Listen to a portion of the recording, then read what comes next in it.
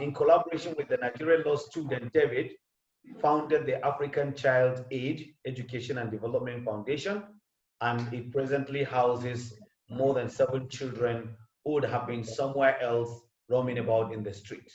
So ladies and gentlemen, join me to welcome Anja Lovén, and happy listening. Thank you. Thank you. Just want to know if everyone can hear me. Am I clear? Yes, very loud and clear. Yes. Okay, good. So because we only have 10 minutes, I have a lot of things that I want to say, and 10 minutes is not a long time. So I did write some of the bullet points down just so I know that I will get everything. As David said, I would be beginning this because I am actually very, very busy. So we are already running late. So let me start. And please, if anyone, I can hear voices from someone. So if you have your microphone, if you could turn it off, then I cannot hear you. Okay, thank you. So let me start by saying that the pandemic had an immediate and major impact on Land of Hope fundraising.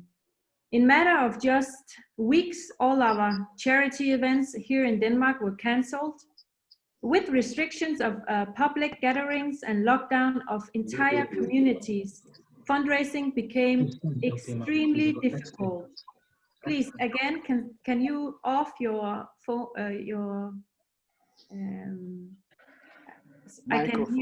I can hear your voices. Okay. So, as I was saying, the pandemic had a really major impact because suddenly I personally had so many fundraising events cancelled. And a major part of Land of Hope donations comes directly through our public conferences and fundraising events. A few weeks before the pandemic broke out, my book was also published in Denmark. So not only did I have to cancel all fundraising events, my book tour was also cancelled. And support from my book tour and support from all the scheduled events that we had is a major part of Land of Hope 2020 budget. So this was, let me say it mildly, a big shock to all of us. The coronavirus came with a great deal of uncertainty. Almost all countries in the world was not spared the virus. It just swept around the whole world. The pandemic was a very devastating blow for the world economy, sending the world's poorest people into even more extreme poverty, never seen before. So you can say that all in all, the pandemic and economic collapse constitute an essential threat for Land of Hope to fundraise like we did before the virus broke out. So, despite all the uncertainty the coronavirus brought, I stayed focused, and my team and I were actually quick to develop a new fundraising strategy. I actually immediately called all my staff together for a private meeting to sit down and discuss how do we go from here. So that was a very quick response from me. I had to stay focused, but despite that quick action, I actually struggled with this challenge because, of course, you want to receive support because we depend on support. We can't do our job if we don't get support. But how do you ask for support when the whole world is bleeding? When people are fragile and worried? No one wants to come across as being selfish, asking for donations from people who might be sick, people who might have lost their jobs, people who might have lost their homes. So it was a very sensitive challenge. and it still is, because support from donors, it is very much needed to sustain our work. But how, again, do you ask people for support when those people are also finding it difficult to survive economically during this period? So that was the major challenge for us. So as we sat down, as I sat down with my team, we had a very good discussion. And luckily for Land of Hope, we are a very solid organization. We have a lot of strong, devoted supporters. So having that in the back of my mind, I actually felt that, you know, if you stay focused, you can get through this.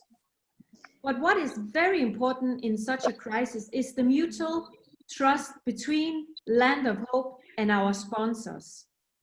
I think that it is very important to be transparent and to not shy away from highlighting what we need at Land of Hope during this crisis. That we should not hold back, but at the same time be sensitive to our sponsors, recognizing that many of them may be struggling financially. We have already changed during this period some of our partnership agreements with some of our sponsors who at the moment are in a critical financial situation. Understanding and mutual trust is paramount to keep on to our long-term sponsors. So already by now, there are some of our sponsors where we have said, it is okay, we know that you were supposed to give us some donation now, but because you are struggling, let's hold it and then look at year 2021. So mutual trust between the organization and our sponsors is very important. Then one thing that is also very important is to keep a positive mindset. Many people across the world have actually become more generous during the lockdown because they have had time to think about what is the most important in life. Therefore, we have actually in Land of Hope experienced a slight increase in new members and monthly donors. So even though this is a very uncertain period, we have come to realize that this is also a period where people have been forced to stay home. And when people are forced to stay home, that is also where they have the time to realize what is the most important things in life. So in that aspect, I found out that all worries are actually not necessary. Most of the fundraising events that we had planned have also been rescheduled to later this year, because despite events being cancelled, people are so determined to help in times of despair. And that is a very good feeling, actually. So because we already had very passionate members, those people have not turned their backs on us. So in any challenge in life, it's very important to keep a positive mindset. Then we also know now that it's very important to guide your supporters. There will be many people who really want to do something during this period where the coronavirus is making people become worried. So people also want to come together and help. So it's important to guide those people supporting us, so we can make sure that we can offer ways that they can create private fundraising events and other ways to bring awareness of our situation. So we need to ask for what we need, or else we cannot get it. There are so many of our supporters who are asking, how can we help you? Do you need our help? So very important to always guide your supporters. And what is also very important is to thank our sponsors. Gratitude goes far, especially when people are stressed. So we should take the time to extend genuine and heartfelt thanks to our members and sponsors. So since the virus broke out, we have been very alert to our sponsors and been so grateful to all of them, because that is what they also need to hear in this time. Yeah. And one thing is also that we should continue our communication strategy on social media, because it has always been the force of a land of hope and the reason for our success. People know me, they have known me for 10 years now, for a decade. And they know that they can always go online and follow our work, what we are doing, how we are tackling any situation. So the communication strategy that is always, or has always been a success, is something that we should just continue doing. Sorry.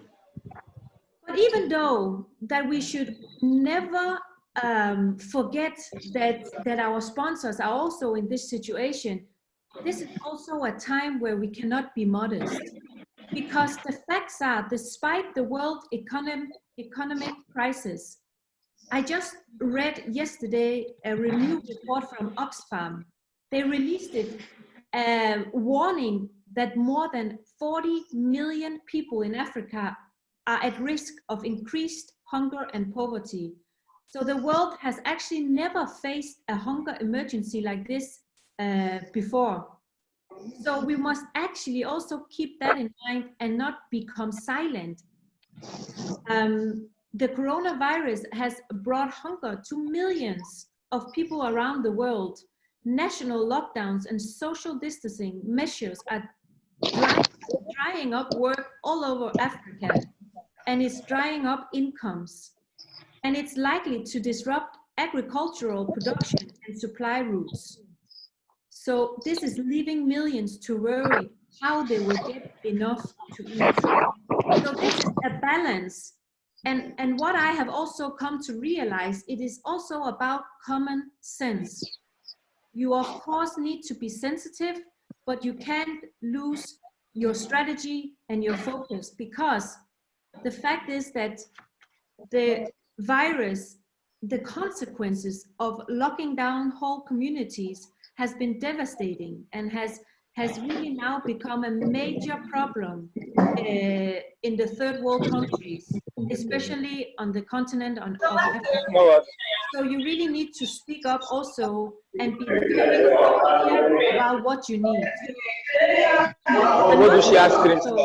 One thing also is that we need to stay connected, even though you cannot go out and meet people. At this moment, I cannot go out and meet people as I used to do. Then a webinar like this is very important, because this is a way where you can always stay connected with your followers, your members, your supporters. So as we have also seen, this is a very, very good way also to still continue doing what we do. I have had many webinars here in Denmark where people have booked me. So instead of me physically coming out, I can still talk about our work online. So what I want to say in the end is that nobody knows what tomorrow will bring and how long a shadow the coronavirus will cast on raising funds. But with resilience, transparency, and professionalism, Land of Hope will surely survive. I will make sure of that. So I think that was a little more than 10 minutes, but that was actually what I had to say about this fundraising and how we have changed the strategy. Thank you very much for the inspiring presentation. Already, our listeners have already been pouring their comments, how inspired they are about what you said. And thank you very much. We are trying to take the questions. So it is an agreement that after each presentation, we will take comments and observations from the listeners, plus or minus 3 minutes before we go to the next presenter. So please, participants, my colleagues, if you have any question to the presenter, can you either drop it in the chat or raise your hand up so that we can give you the opportunity to do so?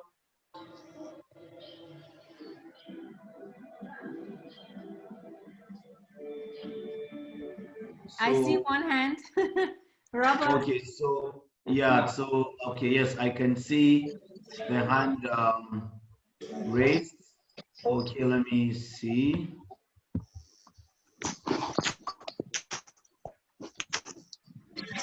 I can't find anybody raising his hand for now from my own side. I saw our ambassador Robert is raising his hands. Maybe Robert, you can okay, say great, something. Mr. Robert. The floor is yours. Can you go ahead, please? I think I just unmuted myself, so maybe you can hear me. Finally, I get a chance to say hello to my daily inspiration, Anja and Lovén. I am thrilled. We've been wanting to meet each other, and we at least get to do it on Zoom, which maybe is one of those blessings in disguise about this pandemic that Anja was speaking about. As an American ambassador to Land of Hope, and I've known you guys for about 4 years since Hope's Rescue. Each day I follow what you do and try to amalgamate it into what I do as ambassador. And the timing of this is so beautiful because I was talking to your vice president, who I work with daily, wonderful Tina, and we're trying to repurpose some of the things I do as ambassador and make them relevant to the pandemic and my experience in the media here in America, and keep it fresh. We have the new branding, which is so exciting. I don't want to say to you, Anja, what do you think I can do? I just wanted to thank you because your presentation was so organized, so exciting, and it actually stimulates me to come up with innovation for what I do. Okay, yes, thank you, Robert. So I'm very happy to finally be able to meet you in space, let me say it like that. So yeah, actually, you know, one of the points that I raised is that the way we can continue getting the funds we need is that we guide our supporters, and that includes our ambassadors, it includes sponsors and everyone. And what we encourage people to do is, one, to bring awareness, as you always do, online. But anyone who wants to raise funds for us, they can actually do it on the platform Better Now. You can raise awareness of our work in your local community. People here in Denmark are actually inviting people to come to maybe their local churches or their local places where they meet, and then some will bake cake, some will make coffee, people will now sit down, and then the person who is doing the event, normally when it's in Denmark, they invite me to come. I can just travel everywhere, but then people could talk about what they know about our work and spend an evening with people who they might be able to gather. So you can do it online, but you can also do it with people from your local community. If you are allowed to gather. Here in Denmark, the restriction is that 50 people can only gather together. Yes. So, but also just sharing all the stories that David and I are sharing is also a way to reach more followers. But we do have different platforms where people can make their own fundraising events. They can have auction charity events. Maybe there are people who go to different shops where they get items and they now auction those items away. We have school students from school and university who are running. So they run 5 kilometers, they run 10 kilometers, and then each kilometer they run, they will get a certain amount of sponsors that they themselves will go out and look for. So there are, you know, the sky is your limit, and you know, there are many ways of raising funds and being innovative, and any questions you might have, please ask us, and we will try and guide you. I want to stop now because I know we only have an hour, and yes, exactly. I've already taken a lot of time. So exactly. So let me quickly allow Mahesh to quickly drop the question. So we move to the next presenter. Mahesh, please. Hi, Anja. I'm from India, representing one NGO, Hope. Even the NGO name is Hope. Why I put is because I'm inspired from that picture which you did back, you know, quenching the thirst of a child, and you named that boy Hope. So I named my NGO as Hope. From his side, he has to now. I could not clearly hear the question. Mahesh, can you be a bit audible, please? Can you raise your voice, please? Yes, sure. So my question to you was like, now during this COVID outbreak, how you are, you know, concentrating on the education of kids, because the kids, they are not allowed to sit together, or is there, in India, we are following online education system, but most of the kids, they are deprived of online facility, or to go for an online facility where they need a television or a mobile set or a laptop or a computer to complete their chapters, you know. So in such a situation, how the Land of Hope is dealing with the education of kids at this situation? Thank you for your question. First, I want to say that yes, I am here in Denmark, so I am not at Land of Hope right now, but I don't worry, because at Land of Hope we have the best team in the world. We have educational officers and we have staff members who are teaching the children every day and making them every day. Actually, they are very active, doing different skills and learning. And I actually think that our director of child development, who is there with the children teaching them every day, will take the stage now. So I want him to also tell you a little about what we are doing and how we are educating our kids during this lockdown, because they are there. So let the director answer that question. Anja, can I just comment very quickly? Yeah. That particular question is one of the topic for the child development director. So we should. What I said. Yes. So when he comes, he's going to answer that question in his topic. Exactly what I just said. That let Nsidibe Orok answer that question. Yes. Thank you very much. This is a very inspiring presentation. We've learned a lot from it, and I'm sure my co-observers and moderators would have a word or two to make when we are wrapping up. Ladies and gentlemen, because time is not by our side, I would want to invite the next presenter, who would have been the first to present, Mr. Orok. Please, are you online? I see. I am. Yes, I am. Okay, thank you very much. Mr. Orok, the floor is yours. We have already introduced your topic. So the topic, you are going to discuss 2 or major 3 issues: good practices and sharing from the organization, then rehabilitation of children branded as witches, then behavioral change management for street children. So you can give us some seconds bio, and then you can strike on. You also have 10 minutes or less to thank you very much. Thank you, everyone. It's good to be here this afternoon here in Nigeria. I will quickly, I actually was supposed to share the screen. I just, with the person that although he would have given me the permission to do that. Please, you can share the screen. Yes, I need to have permission from the host. Maybe okay, Mr. David, please, can you allow him to share the screen? Feel very free. Okay, great. Just sitting to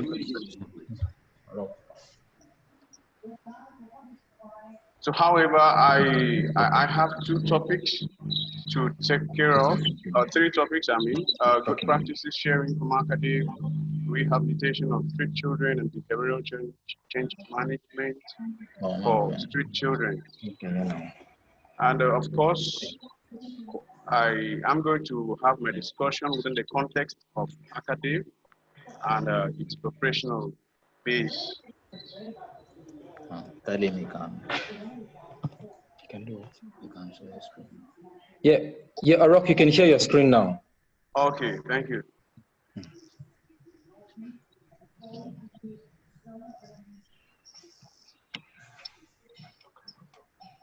Please, all right. Please, if you are not talking, maybe people can off their audio. Okay, like I said, I have, we all know I have the three topics to take care of: good practices and sharing from ACAEDF, rehabilitation of street children, and behavioral change management of street children.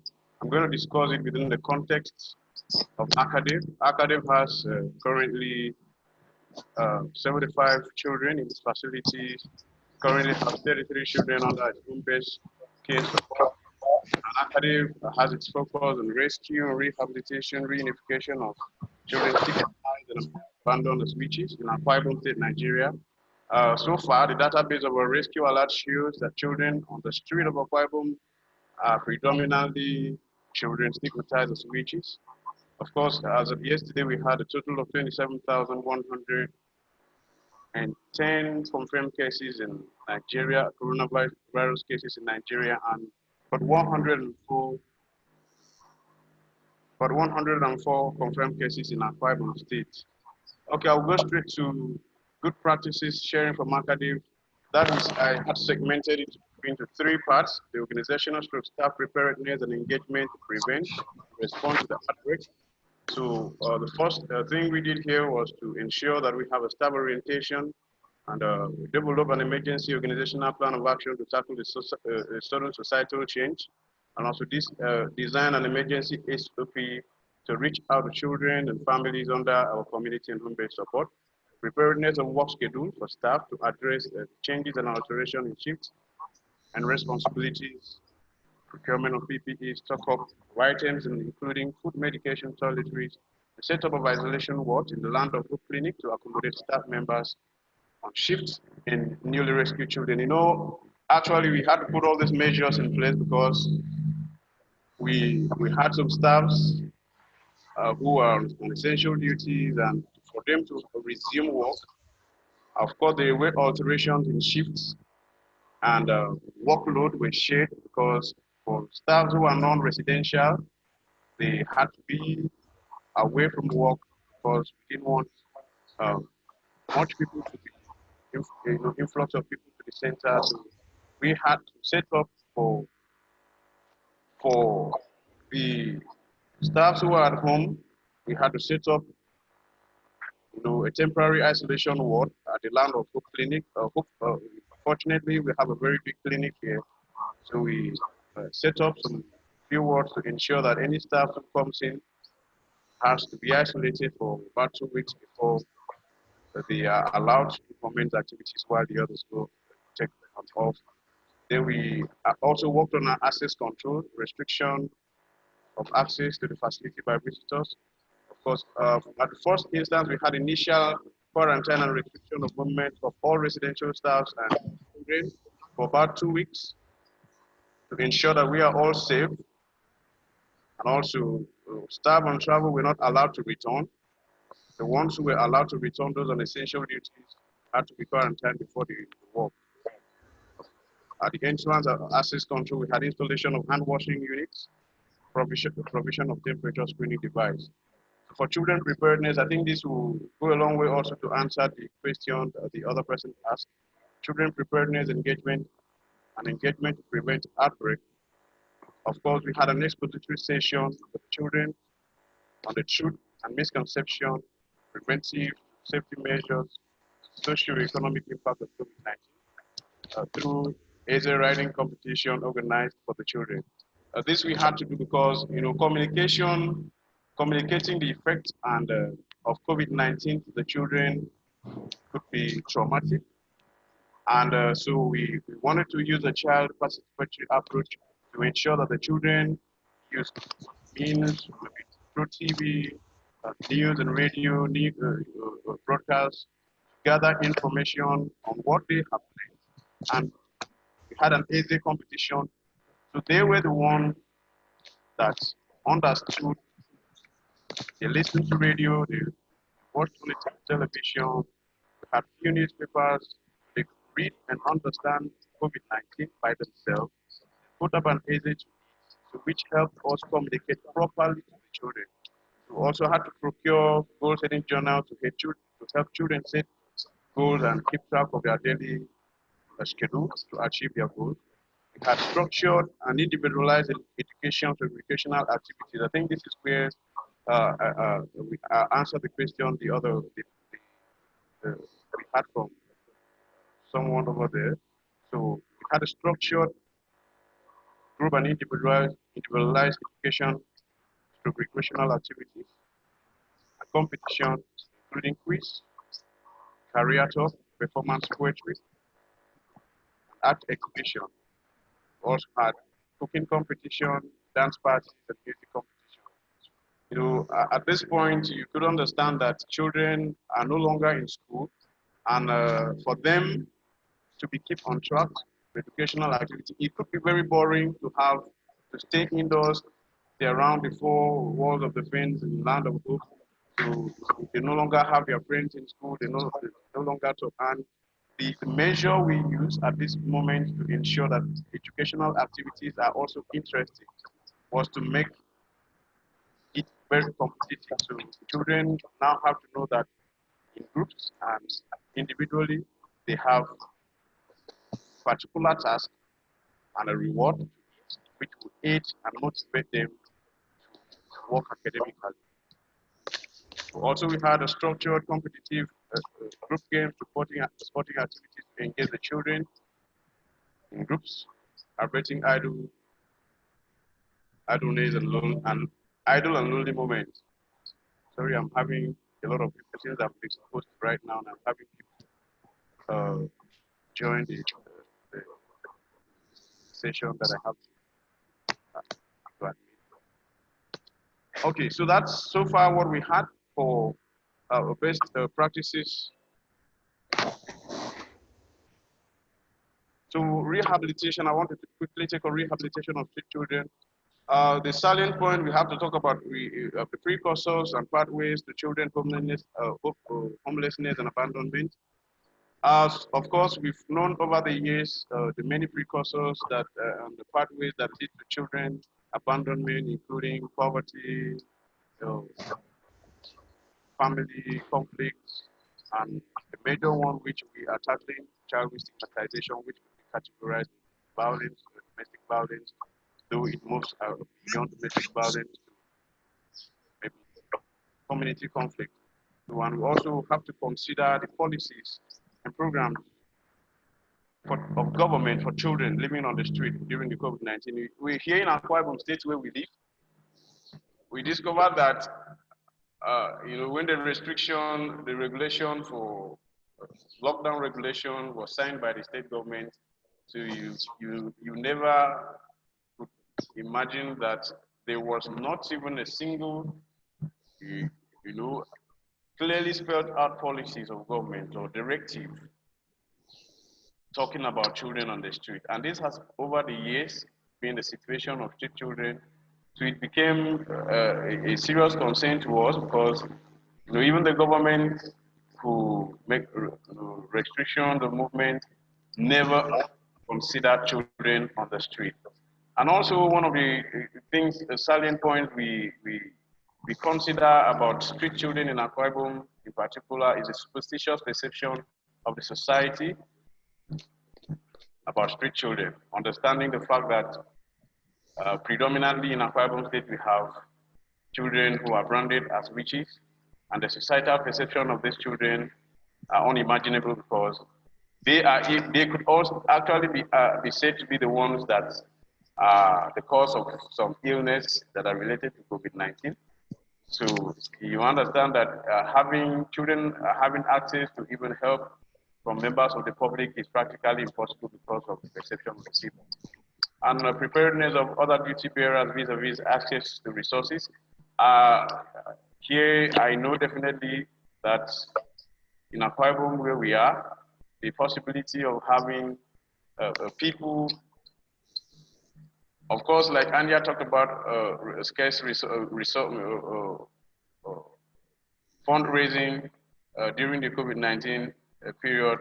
I understand that other duty bearers and organizations must have not been very fortunate like we are in Land of Hope to have these numbers of supporters around the world, to access to resources by other duty bearers also is actually one of the points, and also spike in number of street children due to the effect of COVID-19. Of course, we expect that there's going to be definitely an increase in the number of street children in Akwa Ibom State because of so many situations, including economic situation, even sicknesses. It is not surprising from our experience that it will not be surprising that people, even parents, could link COVID-19 to witchcraft. And of course, COVID-19 has not also stopped parents and community people from stigmatizing their children. It could get worse this time because the economic and income base of a lot of families must have dropped, and children are at home. So within this period, we expect and we saw a spike in rescue calls and calls on students that are on the street. So quickly, I want to talk about challenges and limitation of duty bearers. Example, ACAEDF, lack of proactive measure by government to mitigate drastic effect of COVID-19, including drop in family income, family separation, parental death, domestic violence. Of course, these are precursors to children homelessness. Inadequate communication channel to enlighten members of the public, especially in rural areas of COVID-19. These are actually one of the challenges that is predominant within our society. The failure of government and security agencies to include social work as essential duty. This has been was actually one of the major challenges we faced because police only understood that medical personnel are the only ones on essential duties. And the government did not extend essential services to include social workers. So going out for rescue became a problem. For you to even walk down to the police, to drive down to the police station, to tell them who you are and what you have to do, because the government has not given these directives that accommodates social workers within, around here, it become a very serious problem to us.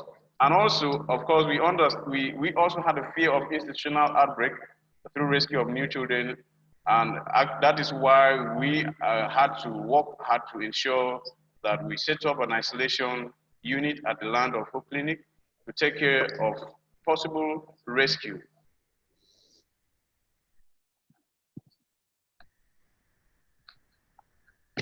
Okay, I want to quickly talk about the safety and welfare of street children with prevention from getting infected with COVID-19. Of course, when we are talking about street children prevention, the predominant phrases within the COVID-19 era is stay at home, stay safe, maintain social distancing. But no cogent questions to all these precautionary measures that I put up here is what does it mean for a child who has over time been brutalized and rejected by families, community, and security agencies to be, what does it mean to stay safe for such a child? And how can a child who is homeless stay at home? What does social distancing mean for a child who has already been socially excluded?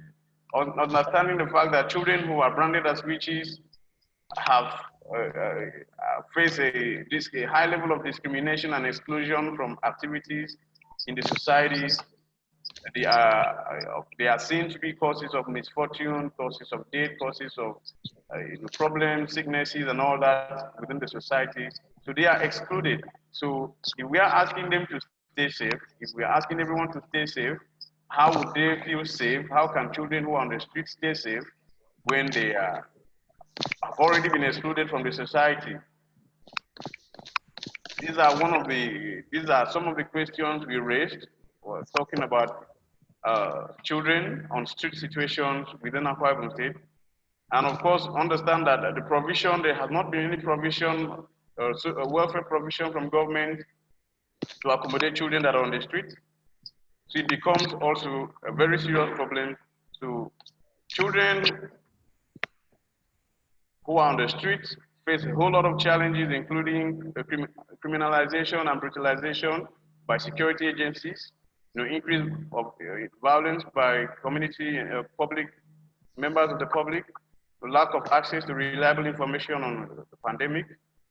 And of course, we could understand that it is not right for children to be engaged in labor at some point, but we know that children who stay on the street, who live on the street, some of them have favor from few members of the public who give them jobs, menial jobs, and some have beg for alms. And so within this period where regulations like the lockdown and restriction of movement and curfew has been put in place, so you see that children no longer have this, street children no longer have access to maybe menial jobs, and no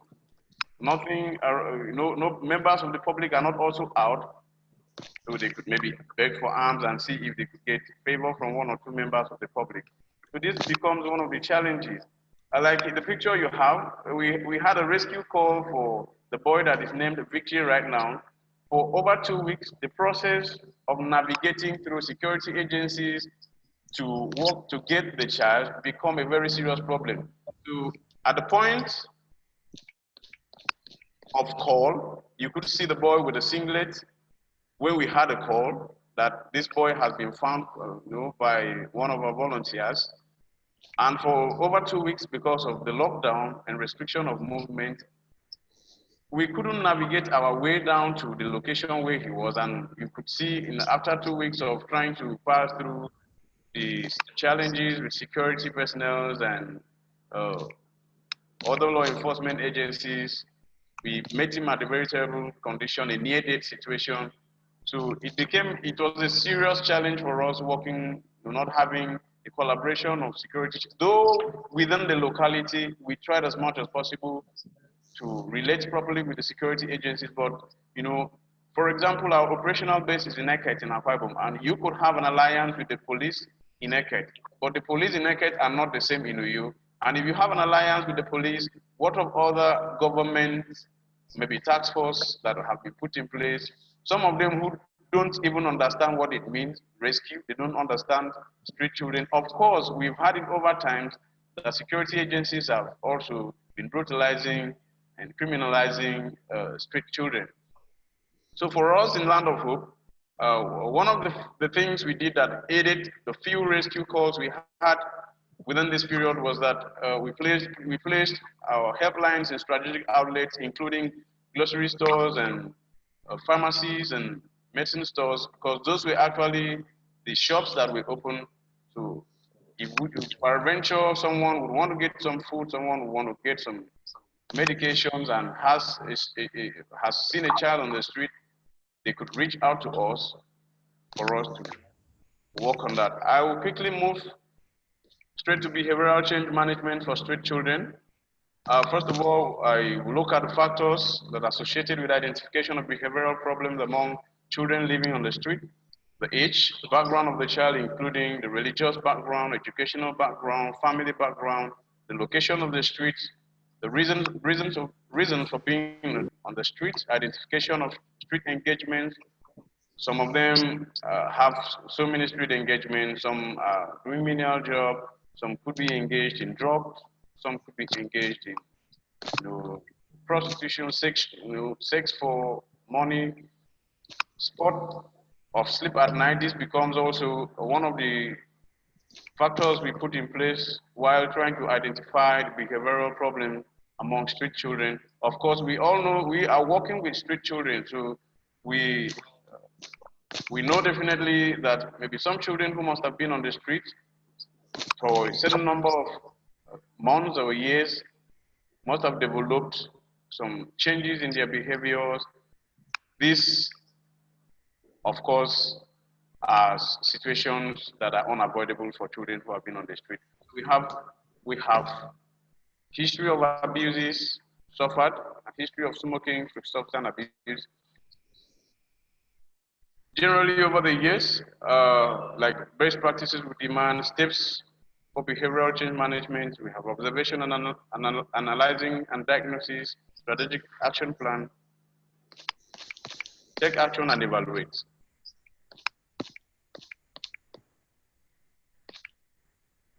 Okay, common behavioral issues with street children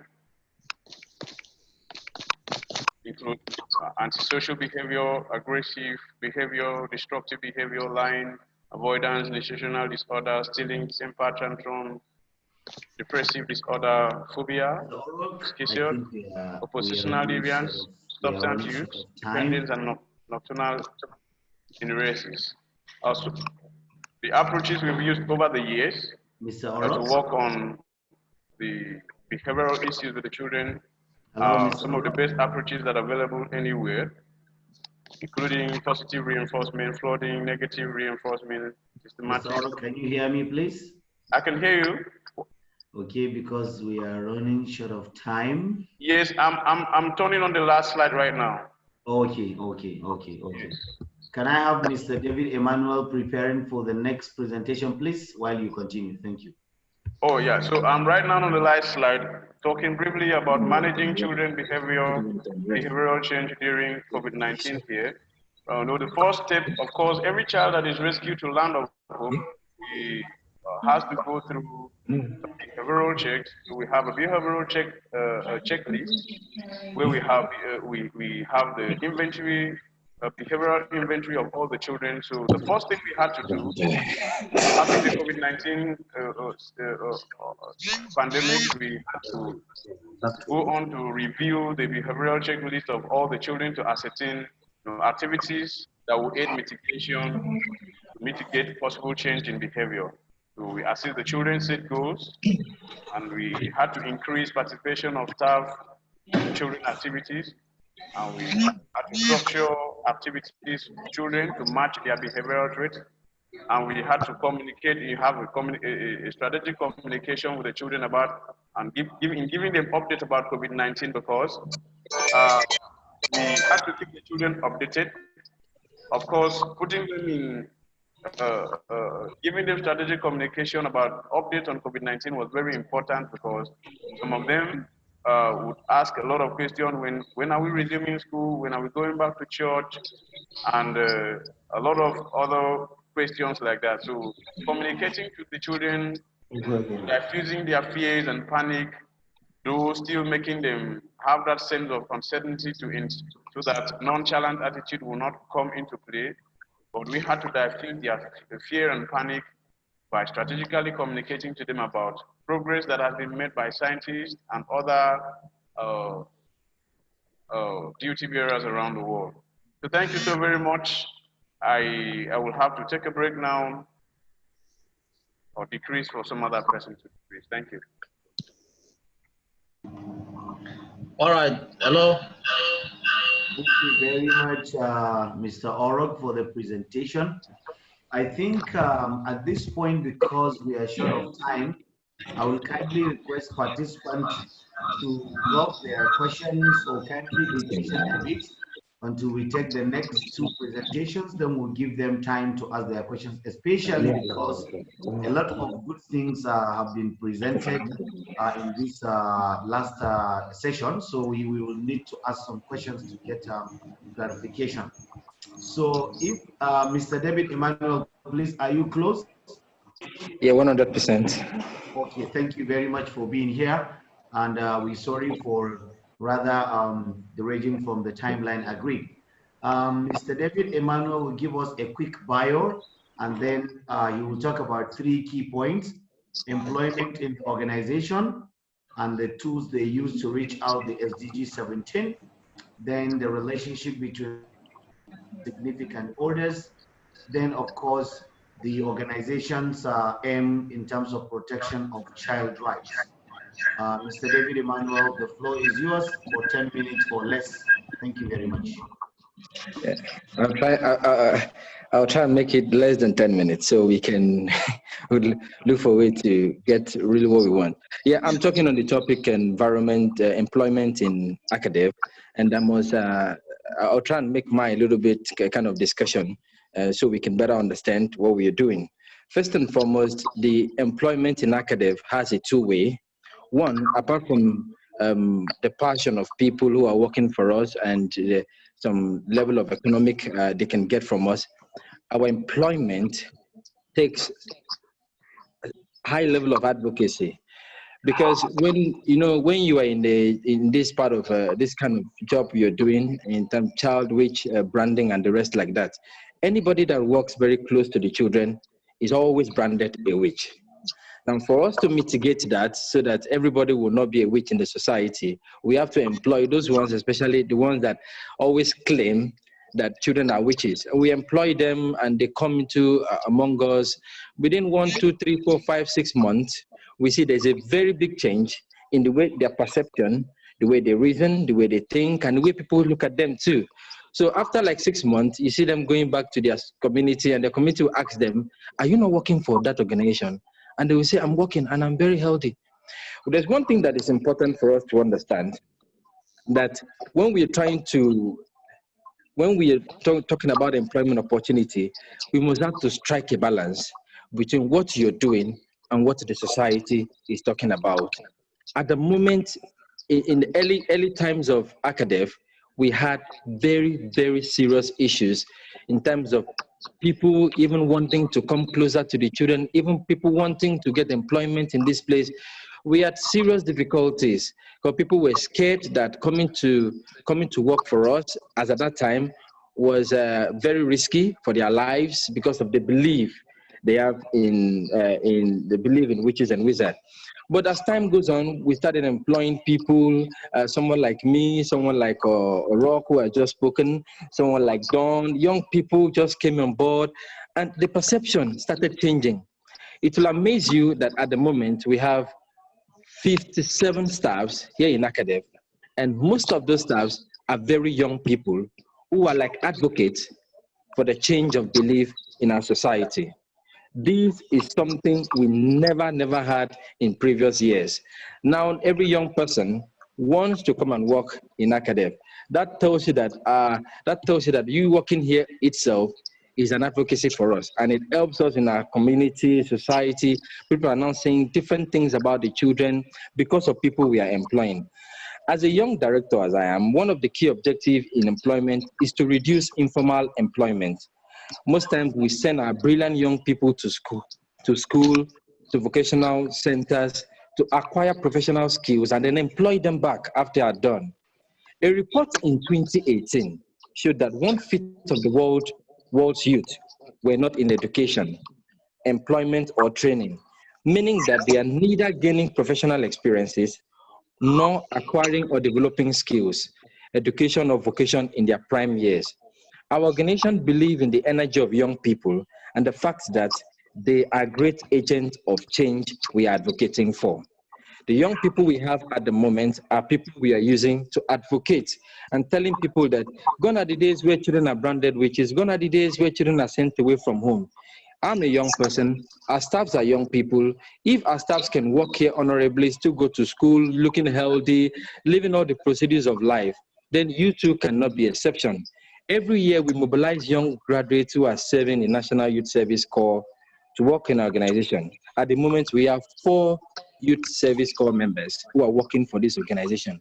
And most of them are from different parts of Nigeria, the North, the West, and the East, and the rest like that. And some have most professional skills. We have farms, we have snail, we have chicken, we have livestock. So we have opportunity of employing people who are not even educated, but ones who are less educated to come help in our livestock, come help in our chicken farm, come help in our snails farm. In a way, we are trying to employ so many people to come into the system and help in an advocacy work. I must tell you at the moment that the issue of child which was highly predominant among 2 sets of people, the children and the older ones. Why is it about children? Because children are vulnerable. Why is it about the elderly ones? Elderly are vulnerable too because they are not strong enough to withstand the pressure of being accused of being a witch. And these are the most set of people we are trying to advocate about. In early 1990s and early 2000s, in the States where we are at the moment, there were serial killing of elderly people claiming they were witches.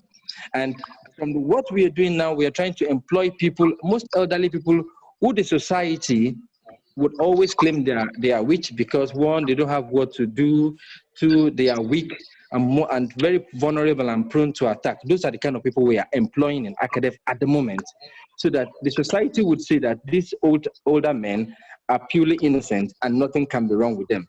I must tell you a fact that as at where we are now in ACAEDF, you hardly hear of the word child witch, because this place itself is like an advocacy for our environment. Most of the other things we are doing, we are trying to target other environment that is far away from us.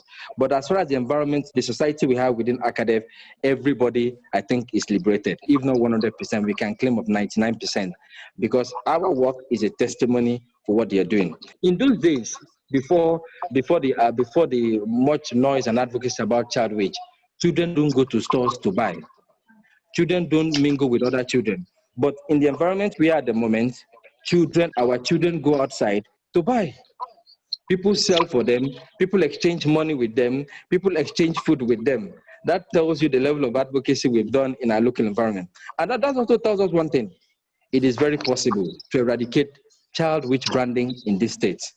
If our litmus test can be in our environment and we get it right, if such a thing is done in another environment, we certainly know we can get it right. And that's what we're trying to push and get things done. Finally, we employ staff from different tribes and states and even countries, because we have volunteers all around the world who volunteer for us.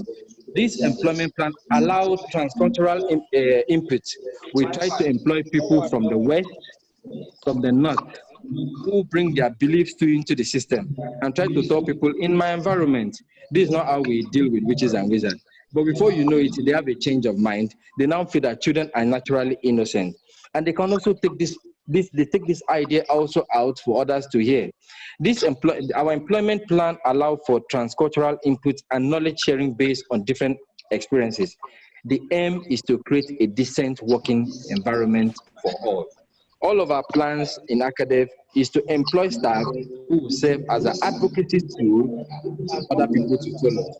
I was in those days, when I started the issue of child witch, I was branded a witch, because for you to take care of children, you must be a witch. But now it's a different ball game. You cannot call me a witch, because I look very neat, I dress very well, I go to school, I look more competitive like every other person. So nobody calls me a witch now again, unlike in those days where you were always branded a witch. So our employment procedure policies flow a way of advocating and letting people understand that this is not the reality. And the reality is every child is the same. Given the same enabling environment, every child, no matter the environment, can attain the same height. That's for employment, the employment tools in ACAEDF. The next topic I was to talk about was ACAEDF for the protection of children's rights. Let me make this very clear. No matter what we do, the children are the owners.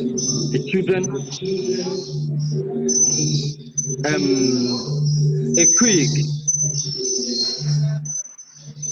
Ekui, can you switch up? Can you mute your system?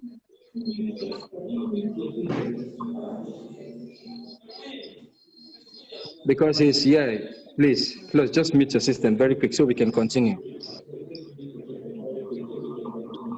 Yes, let's start. Let me start this way. Our protection of children's rights, for me, as a director in ACAEDF, I've always stated that the basis is on the children. The honors of protection is on our children. I must tell you that even though children are being branded as witches, sent away from home, they don't have a voice.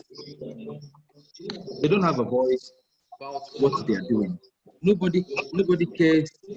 Nobody talks about them. They didn't even have a voice to say that I need to be protected. Now, ACAEDF now came up with a program called the Children Parliament. The Children Parliament is a program that gives our children a loud voice. Children come out on every Friday to discuss what their problems are and how they can mitigate those problems. Because no matter what we tend to do as a people, if the children we are taking care of don't have a voice of their own, to say when things are wrong, to say when things are right, to when we are right about it, for them to talk about it and express their problems, we've never even gotten it. But thanks to ACAEDF, the parliament we have in ACAEDF is one way step we have used in protecting the rights of children. The day we silence children in our society is the day we are starting to get it bad. The society of Nigeria at the moment is being what it is because children are silent. Children don't talk. Our society feels that children don't even have a voice of their own. But with the use of parliament, where every Friday our children come up and say that this is what I want, and this is what should be done for me. We give them a voice. And from that voice, they can be able to express their feelings, express what they feel, express how they think, and they find solutions to their problem. Since 2014, we have been mobilizing people and resources to advocate, protect, reactively provide interventions, especially against child witch branding and other forms of abuse. Over the years, we have rescued and sheltered homeless children accused of witches and wizards, provide quality education, both to shelter children and those in our home support program. We have, to date, successfully rescued and transformed over 200 homeless children through education and awareness program. While some of our beneficiaries have been unified and reintegrated into the society, with some still drawing support from ACAEDF, although the 75 children under our care that are accommodated in our facility are well enough to tell you that they are children who knows their rights. The basic thing you know, one important thing we need to understand that children must know when their rights is being violated.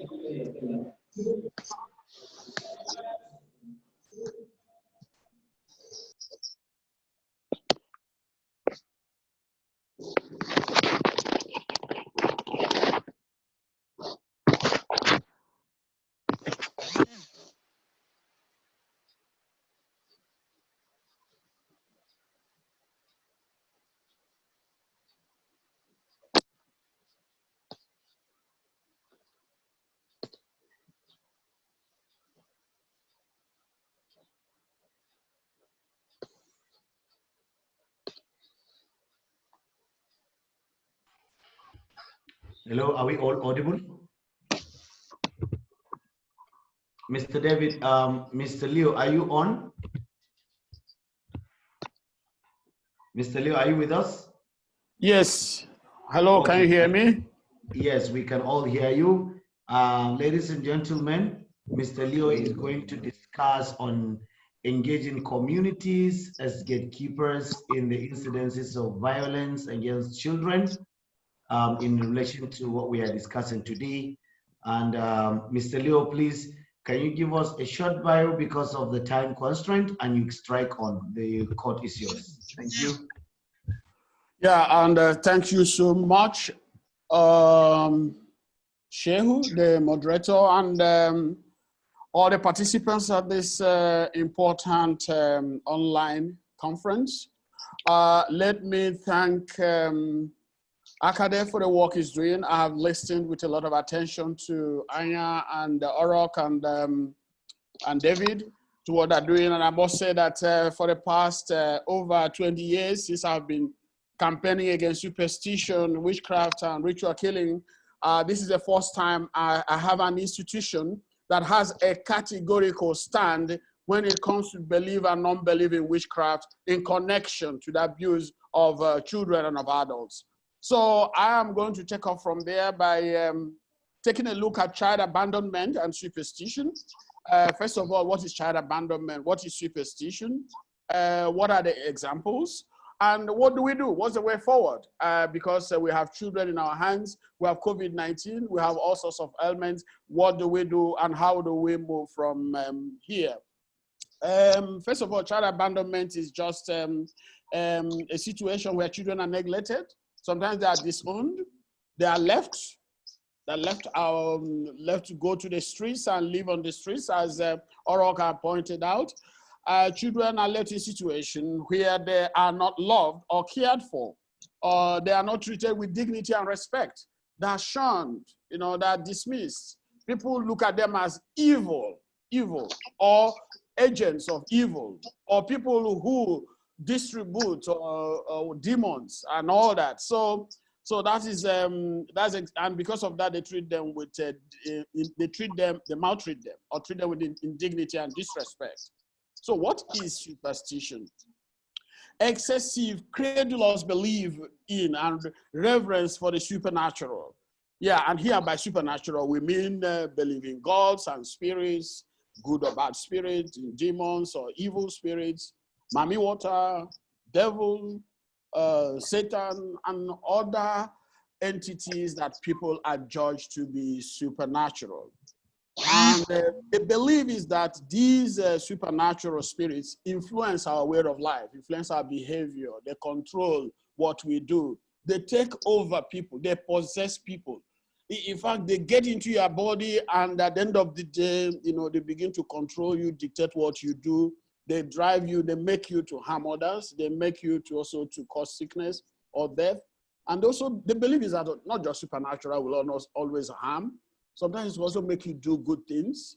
It could also make you protect people, as some people believe. But here we are more interested in that belief in supernatural that make people think that children are possessed by evil spirits and that children can harm others, cause sickness and death in families, cause infertility. So here now, what kind of children are we talking about? Sometimes these are children whose mothers died shortly after delivery. So the belief is that this is an evil child, and that child must have been used or must have harmed or caused the death magically.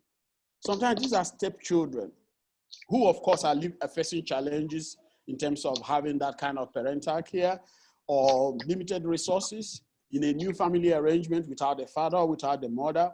And okay, if it's in a situation where the stepmother could not conceive, the belief is that, oh yeah, that child is the one eating the embryo in the womb. Oh, that child is evil. That child will not make the marriage succeed. Oh, that child wants to kill me the way he or she killed the mother or the way he or she killed the father and all that. So the child also could be a domestic servant. They could just go, you know, in many families now, they bring relatives or people from the village to come and stay with some people. And in the night, they said, oh yeah, that child is the one not making me to conceive or become pregnant or not making my marriage to succeed. And they would take that child now to a church, to a religious person, what do you call it now, a prophet or spiritualist or whatever, somebody who could now do some screening and we say, yeah, that child is possessed, that child is evil, and that child needs to be exorcised. And this is the slippery road, this is the slippery slope that leads to abuse and of course, violation of the rights of the children. So we also have a situation whereby a child talks in the dream, or the child breaks plates and be destructive in the house. And all these are characteristics that people are judged to be evil or to be caused by the supernatural or to be indicators or symptoms, signposts to supernatural participation in family affairs. So, and what they do is that they try to get rid of that child, they try to maltreat the child, they try to subject the child to all forms of treatment. So, what is the way forward? The way forward is that, look, we have a situation whereby children are linked with certain supernatural or superstitious belief. And we have to know that this link is not in the children, this link is in adults. So if we are really talking about the way forward now, it is the way forward when it comes to adults and how they treat children. And the way forward in terms of the mindset of adults and elderly persons. And when it comes to how they treat children. So what is the way forward? The way forward is, like David pointed out, like Orok pointed out, is advocacy, education. Look, educating the children is very important, but we have to educate the adults, as they noted. Because if we don't break that link in the minds of the adult, this problem will continue. We have to reason them out of those links. We have to make them understand that there is no connection between that child talking in the dream and inability of the stepmother to conceive. There's no connection between that child, that innocent child who was born, and the mother died shortly after. Sometimes because the mother didn't go to good hospital, the mother went to a prayer house to deliver, the mother went to roadside clinic or to these quack nurses and half-trained doctors, and at the end of the day, the woman dies. I say, oh yeah, is that child, that evil child? So what are we saying is that it is the adults that need education. The accusers, they need education. The witch hunters, they need education. And what we just need is to break that link, that connection that associates certain behaviors of children, certain children that are stepchildren, children who are domestic servants, certain behaviors or narratives that are used to associate them with it. And lastly, we also have to target the people that reinforce these links and connections. Pastors, what do you call them? Traditional healers, elderly people, whatever you call them, those sorts of all these charlatans, that's what I call them. Their work is to reinforce this connection between certain behaviors of children and superstition, evil, and witchcraft. Because if we don't get rid of this connection in the mindset of adults, and if we don't educate and reason out and win over, as David said, witchcraft believers, witch hunters, witchcraft accusers, this child abandonment will continue. Child abandonment in the name of witchcraft will continue. And but I hope that at the end of the day, as they have started it in ACAEDF, we can take this advocacy further and make people to understand that witchcraft is superstition, and the connection between child abandonment and this is baseless. People should take responsibility for their children. The state should take responsibility for the children. They should stop making excuses. They should, and those who are making them to have these excuses, pastors or spiritual people or prophets who are charlatans, baseless, ignorant people who don't know what to do, who are leveraging on vulnerability of people and desperation of many families, should stop this nonsense. They should all be rounded up and brought to ACAEDF and get educated.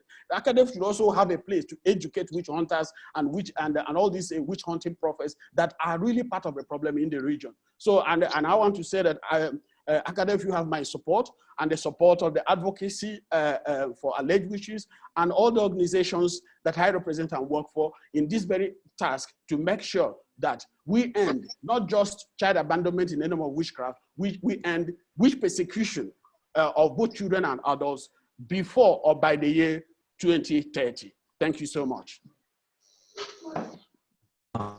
Thank you very much, Mr. Leo. This is really a wonderful presentation, and you've hit the nail on the head.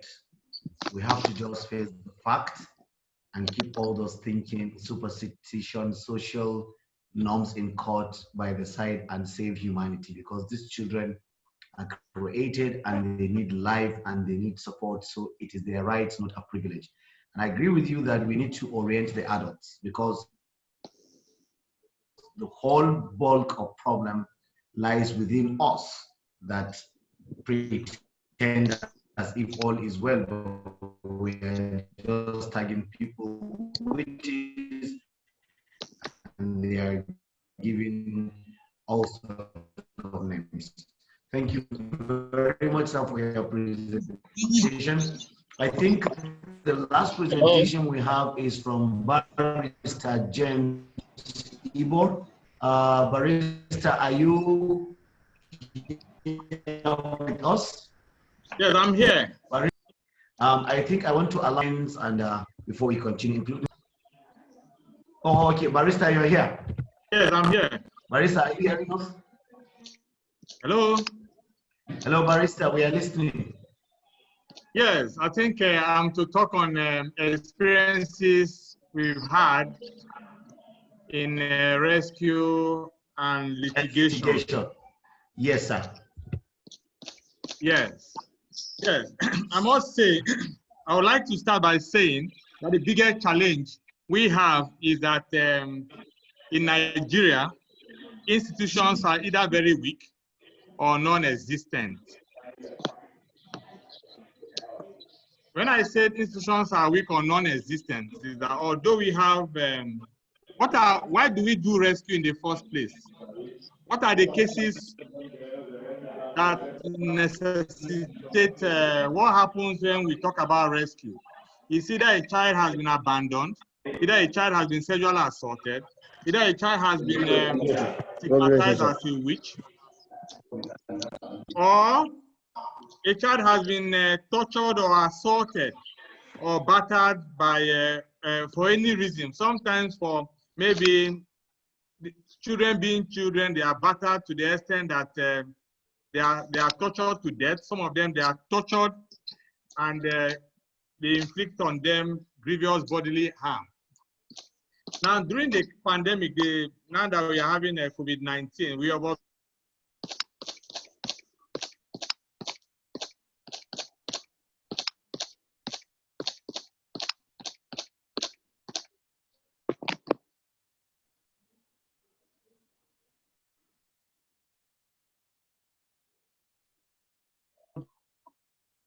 observed that most times when we call police for rescue, they don't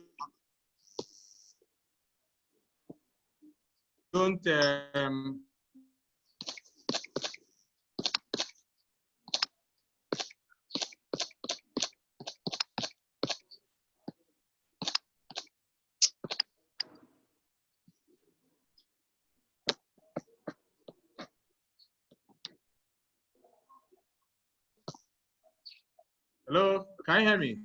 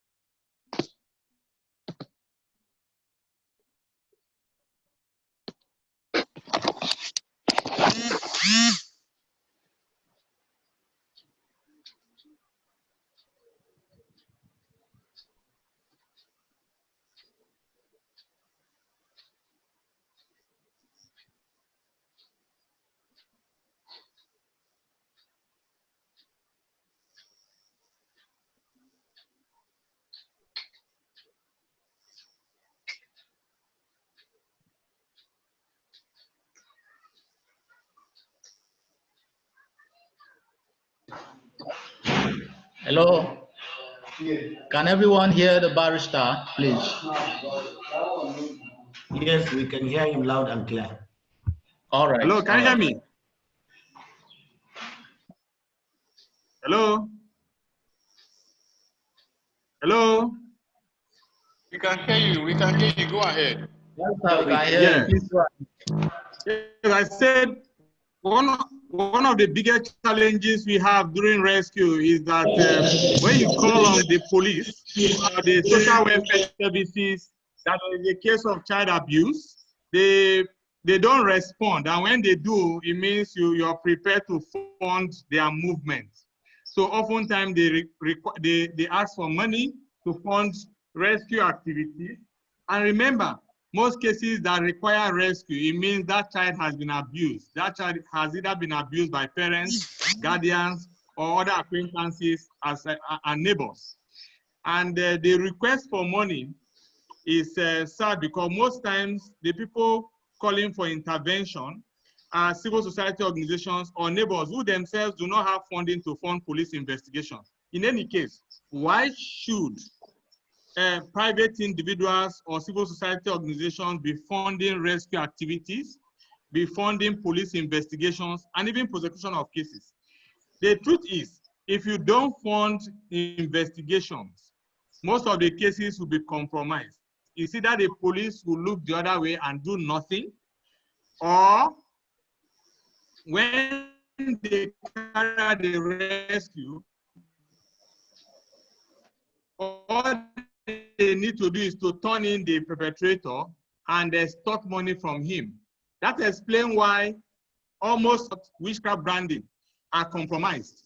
If I want to ask a question, for all the children that are in Land of Hope, that are being accommodated in Land of Hope, All of them are survivors of abuse. Many of them witchcraft branding and stigmatization. People branded them, people stigmatized them. How many of them have been arrested? How many of them were investigated? How many of them had a day in court? How many of them have been convicted? I will not be surprised if David should tell me not even one. And if there is, maybe just 1%. So for the about 70 children in Land of Hope that have been abused or stigmatized as witches, I will not be surprised that not up to 5 of the perpetrators out of about 70 perpetrators or more have been investigated or even prosecuted. That is one of the biggest challenges. Now, we also have observed in some cases, very few cases where the police is willing to investigate, they don't have the capacity, they don't have the resources, they don't have the knowledge. And the challenge is when once they don't have the capacity to intervene, the survivor is further up, or the case is not properly investigated. So the very few cases that even find their way in courts are lost because the investigation was poor, because of lack of expertise by the police officers. And it is important to also point out the fact that social welfare services in Nigeria is like charity. They don't exist, and where they exist, they are not adequate. Social welfare ministries or MDAs across the country work like the normal civil service in Nigeria. They are underfunded, they don't have capacity, they are understaffed, and they close work at 4 o'clock when the normal other non-essential services close office.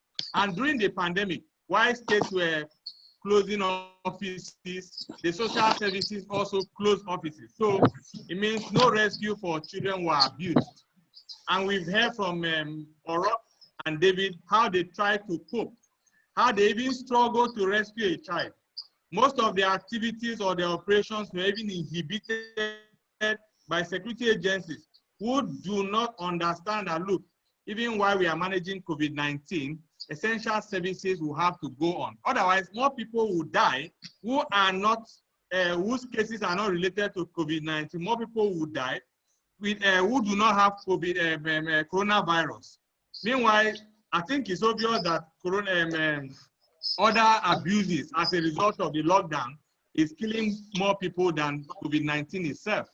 So we also have the challenges of healthcare. Most times when you refer cases to the hospital for maybe forensic analysis, investigation, and sometimes even treatment, you discover that if the person making the referral is not funding treatment, you don't get service.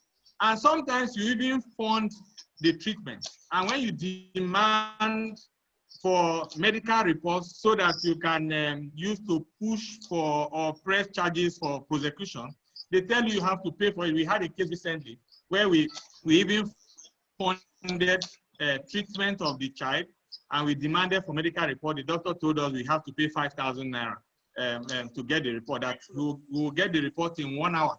And when we say we don't have money, we're able to get the medical superintendent to waive the cost of medical reports. He said, okay, we should come back in 3 days.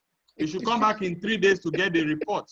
But this was a doctor who was ready to give us the report within 5 minutes or 30 minutes. But because payment has been waived, he wants to give us the report in 3 days. That is very sad. Now, we've also been struggling with some cases like sexual offenses cases and witchcraft branding in court for this to push to court. Many of those cases are lasting for 5 years. They suffer long adjournment. This is notwithstanding the fact that we have the Child Rights Act in Nigeria. This law makes provision, establishes a family court. Most of those states that have the family court established, they are not functional. The family courts are not functional in those states. And where they are functional, they are not sitting as they should. So we still have long adjournments. We still have cases lasting in court for 5 years, for 3 years. Just imagine if you need from an abusive environment to a safe space, and it takes 1 year to get the order. You can imagine what would have happened to that child. So I think we have government will have to stop paying lip service to implementation of the Child Rights Act and the Child Rights Law. Government will have to match the talk with a lot of work by putting structures and strengthening institutions to ensure that the child rights, for instance, in Akwa Ibom, the Child Rights Law 2008 is fully implemented. And I bet you, if the Child Rights Law 2008 of Akwa Ibom State or the Child Rights Law 2009 of Cross River State is implemented by 50%, Land of Hope and other civil society organizations will be able to effectively complement the efforts of government. But for now, government has abandoned its responsibility solely to NGOs. I was very impressed when I saw Land of Hope and how the institution was set up. I'm very impressed. I don't think any government facility in Nigeria will ever look like that. And this is government, we pay taxes. And remember, to protect lives and property. But the ability of government is to protect the lives of mobile police officers or soldiers, guarding politicians or political elites in our environment. And our environment is not protected. Children are still not safe. Imagine, I can bet you that police officers around the environment where the child Land of Hope ACAEDF rescue recently, they have passed there severally. The police divisions have family units. They don't carry out any rescue. They don't do any response unless they are instigated or they are pushed by civil society organizations, who oftentimes are asked to fund that rescue. It is sad, and my recommendation is simple, that government has to fully implement the Child Rights Law. And if government is implementing the Child Rights Law, we will have a society where the services or the duties of government is properly complemented by civil society organizations like Land of Hope. And it surprises me that if you check all those supporting Land of Hope, just like other agencies, other civil society organizations, you rarely see government of the state or government of the nation where these services is targeted, even providing support. Rather, you see these government agencies inhibiting progress, inhibiting interventions, and this inhibition comes by way of demanding money for rescue, delay in prosecution, and sometimes even taxing these civil society organizations. So because of time, I would like to end here and maybe respond to a few questions to throw more light to the few things I've said. Thank you. Thank you very much, Barrister. This is an insightful presentation, especially in terms of litigation and legal issues related to child rights in Nigeria, with specific reference to what is currently happening within government offices. We thank you very much, and we'll be happy to get questions from audience. But in the meantime, I would like to invite Mr. David for a rider to all the discussions and the moderations we've had so far. Mr. David, are you close? Yes, I am. Okay, the floor is yours, please. Right. Thank you very much, everyone. From the first speaker, Anja, to Mr. Nsidibe Orok, the Director of Child Development, over to Leo Igwe and Barrister James Ibor, and of course the Executive Director of African Children's Aid Education and Development Foundation, Mr. David Emmanuel Umem. So we are saying a very big thank you to the presentation so far, but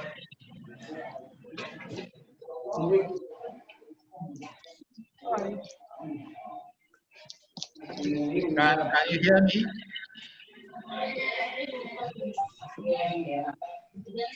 Okay.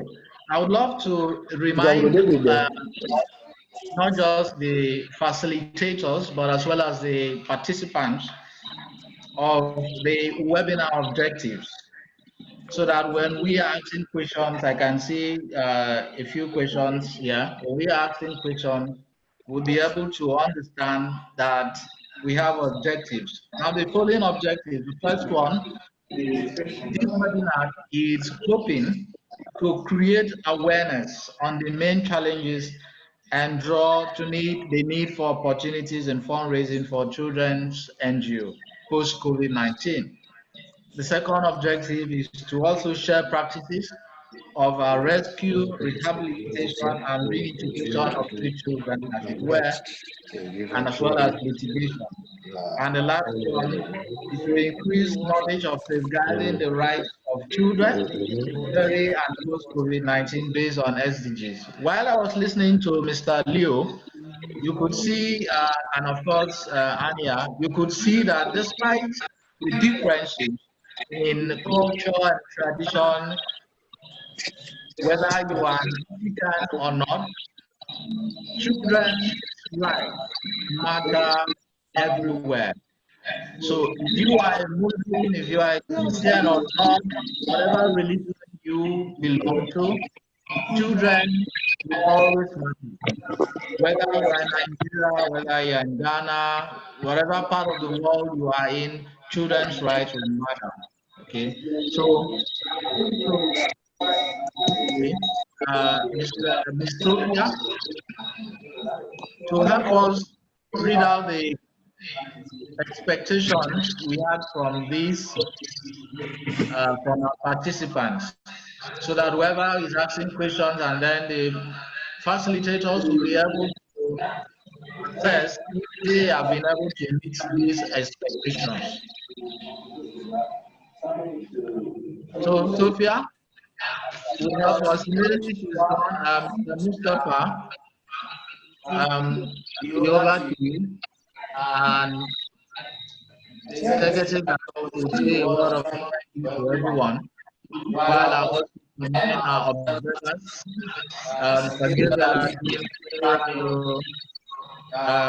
Ms. Yogu, they are all here.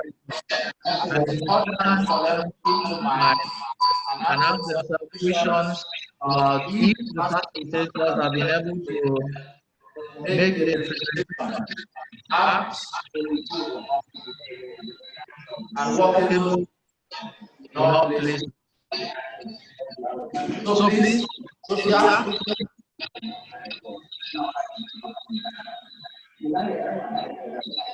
Okay. Good day, everyone.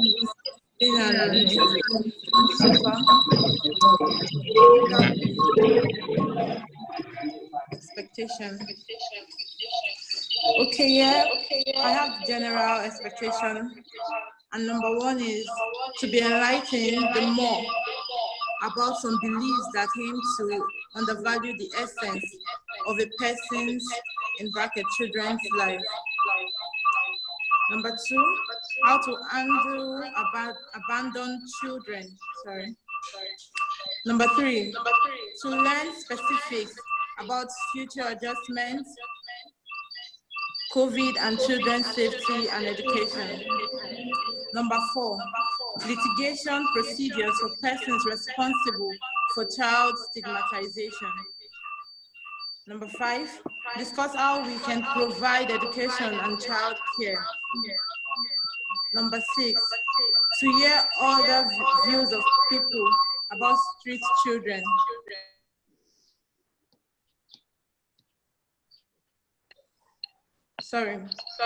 Number seven, implications of COVID-19 on children and the way forward.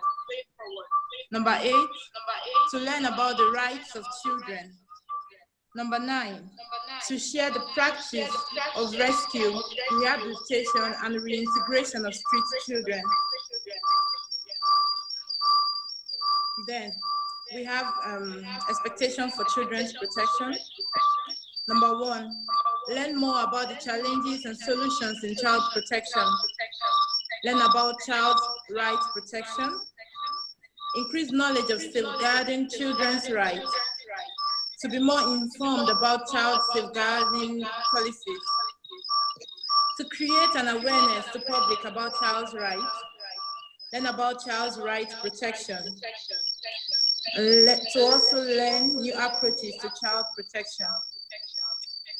Then for fundraising perspective, we have here, number 1, to learn more about children's needs, ways to create opportunities in fundraising for children's NGOs, to experience brainstorming ideas that would support children upbringing in a critical moment. And then lastly, increase willingness to sponsor street children course. So thank you very much. Those were the expectations.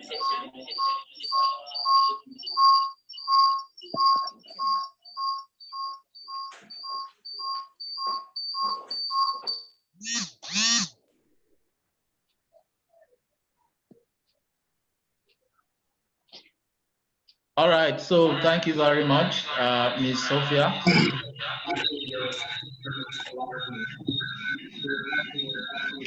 And on behalf of the African Children's Aid Education and Development Foundation, I wish to thank everyone who's registered for this course. This is me making an announcement. Shortly after this announcement, we could entertain questions, and Mr. Mustafa will be there to make sure that we get the questions properly addressed to facilitators. Ayomide, also one of our really brilliant moderators, is with us, and as well as Sophia. So please, we are going to send each participant an email, as well as how they can have their certificates of participation. We really thank the moderators for making today's webinar a success. We thank Gabriel and Jim for agreeing to observe and to feedback us. An email has been provided below the chat. You could send that email to the executive director. I'm talking to the observers to send your feedback, how the moderation was, how the facilitators were able to address their topics properly. You've heard of a few or all of the expectations. You would expect from the observers to help us assess if facilitators have been able to speak or give justice to their topics. So an email, as I say, is going to be sent to every one of us, and we thank you so much for enrolling for this webinar. This is our maiden webinar. The executive director is going to say a word of thank you, and when that is done, the floor will be up for whoever would want to say anything or to ask questions. Yomi, they have been amazing. Okay. Okay, so Mr. Mustafa. Yes, Mr. David and everyone, thank you very much for your time and all the contributions in the presentation. I think it is now time for questions and answers. I've already seen Mr. David Francis hands up. So if that's me. So let me put that question. Sorry. Can you put your hand down? The next person raising his hand is Mr. Gabriel Edim. It will be my pleasure to invite you for your quick question. And if you are going to be specific on the presenter, please do. Otherwise, we will tag the question to the presenter. You have 30 seconds to make your questions.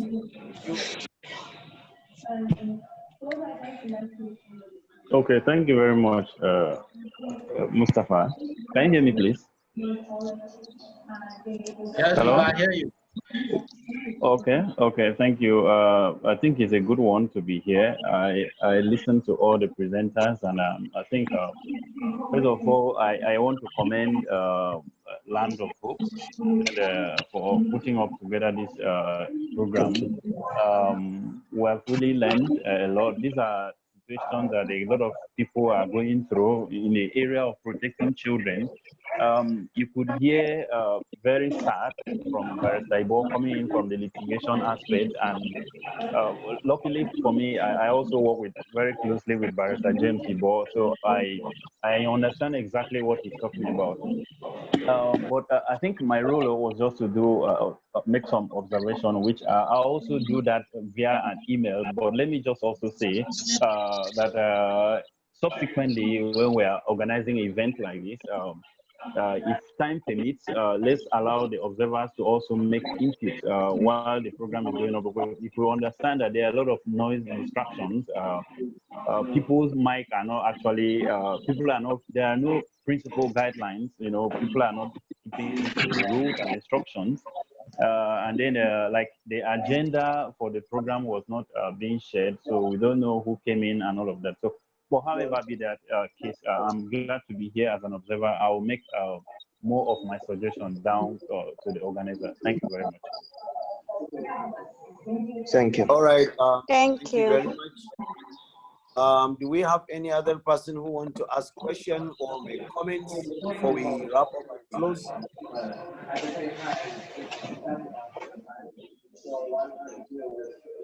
Okay, Mr. David, are you with us? Yes, I'm with you. Okay, I would want to suggest that more of these discussions should be organized, because currently, even before the pandemic, the issue of childcare is one big issue that has been so far neglected. And if an organization is doing something very important like this, which is not even a government organization, efforts have to be made to ensure we amplify this so that we get so many people buying into this crusade, because this is a real humanity. I actually, from the time we started discussing about this program, read a lot about what you guys are doing, and it is something so wow that we shouldn't take only one program like this off. If there is any other way you can coin other discussions centered around childcare, please, let's be doing this thing, let's amplify it, because as we continue to project this cause, a lot of people will come in, so many people will get enlightened, so many people will get oriented about all the superstitious thinking about children. And I think because it is a humanity cause, we need to continue to do it. This is one good thing that I have seen so far in terms of humanity. I have more than 13 years experience in the area of girl child education specifically, but I know this is a very good cause. Even our child rights and child protection department are doing well, but a single organization without funding from the government doing this very beautiful job. I suggest we continue to amplify this in organizing so many programs, inviting so many people, so that we will continue to chart course for saving humanity, especially the children. Thank you. All right, thank you very much. Thank you very much. It seems Mr. Leo want to make a concluding comment. Mr. Leo, are you close to us? Okay. Mr. Leo, are you here? Yes, I'm here. Can you hear me? Okay. Yeah, please, can you strike on? Okay. I forgot to use my video when I presented, so let me just use it for this 1 minute of final comment. Thank you so much for inviting me here. It's been an excellent experience. I know there are challenges, there were issues here and there, but I think this is a fantastic initiative. One more point I didn't highlight in my presentation are children with disabilities. Yes, children with disabilities are always prone to being accused. These are children, who had some, who were born with certain ailments, genetically, or children with autism, children who are finding it difficult maybe to talk, or children who are facing healthcare challenges, or who are born, they couldn't work and things like that. So very often, people associate disability with evil, with demon, with a curse on the family. And what they want to do is that they want to get rid of a child that is bringing curse. And at the end of the day, these are children that get abandoned. Children with disabilities, they need care from us. They need love. They don't need maltreatment and abandonment. And this is how, like somebody said here, this is how belief in the supernatural is helping, or sorry, not just helping, but is actually motivating people to engage in the abuse and abandonment of children, and it is motivating adults. So it is important that we as adults become more responsible and begin to understand that superstition, particularly when we see children with disabilities, they need our love, they need our care, they need our respect. They don't need cruel treatment or abandonment. So once again, thank you, ACAEDF, for this wonderful opportunity to share my ideas with you. And I'm looking forward to working with you in the months and years ahead. Thank you so much. Thank you, sir. Thank you very much, Mr. Leo, and every other person. Thank you, Mr. Leo. I think at this point, and because we are wrapping up, I want to invite my co-moderator so that she will lead the wrapping up, and Mr. David making the closing remark so that we allow people to attend to other engagements. Are you here? Yes, I am. Thank you so much, everybody. Thank you very much. Okay. Thank you for the session. Please, if you still have questions, we'll appreciate it. Ask questions. Mr. Davis, I would like you to answer. Someone asked if we could share the slides with the participants. Yeah, I think if they can all drop their emails, we'll be happy to share all the slides. That's the reason why the slides are presented. All right, sir. Thank you very much, sir. Really nice Thank to you. hear. Mr. David, are you here? Mr. David. Yes, I'm here. Mr. David. Okay, so Mr. David, can you take the closing remarks and close the meeting, please? Tell me, Randall, are you there, please? Tell me, you want to ask a brief question?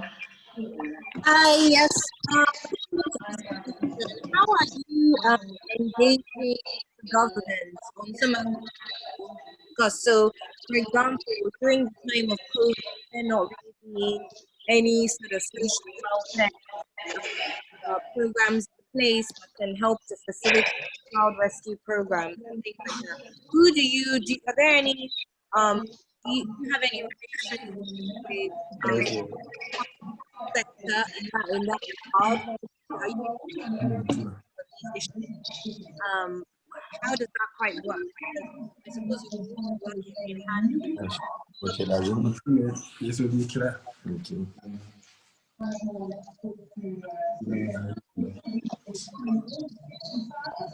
Hello, can we hear you? Tell me. Sorry, I don't know if you heard my question.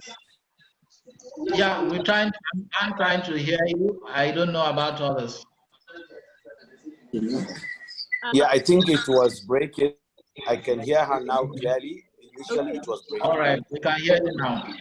I'll just repeat myself. So what I'm saying, are you currently engaging any of the public on efforts to support the rescue missions during the time of COVID? Someone had said one of the key issues